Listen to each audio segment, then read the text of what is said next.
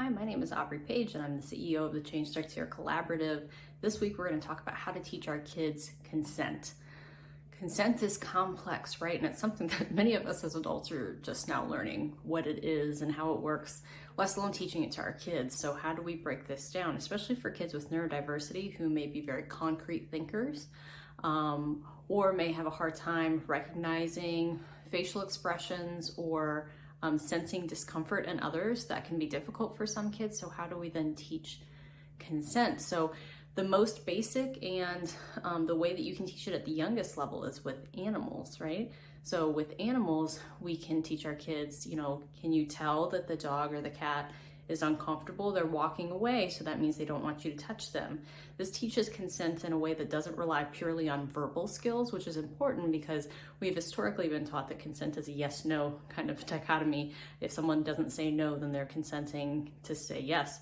So as we teach with pets, we can show that you see how they can't say no, but you can still tell that they don't want you to touch them.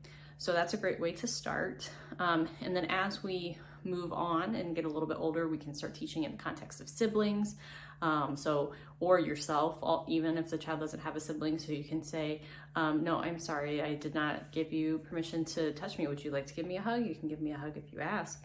And then the same thing with the child. You're showing them not only do they need to receive consent, but they need to give consent. And so if they have not consented that someone can touch their body, then no one should be touching their body, right? Can I give you a hug? Are you comfortable with that? Is it okay if I rub your back? Those kinds of things can help reinforce these things with our kids.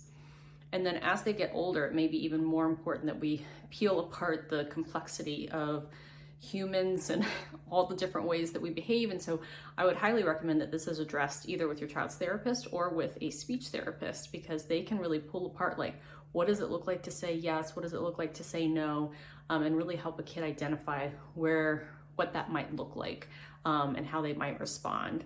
So we want to really reinforce that they have permission to say yes or no to someone touching their body, and that somebody else has permission to say yes or no to touching their body, and they get to change their mind at any time.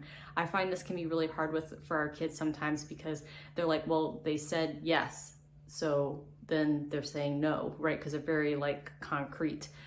So being able to explain some of those nuances with words over and over and over again may get you to a point where you feel like they have a better grasp of it. You will know you did all the right things when they can explain it to someone else, right? That's kind of the ultimate attainment of success for this topic. So let me know in the comments what you do to teach your kids consent, why it's important in your family. I'd love to know more about it.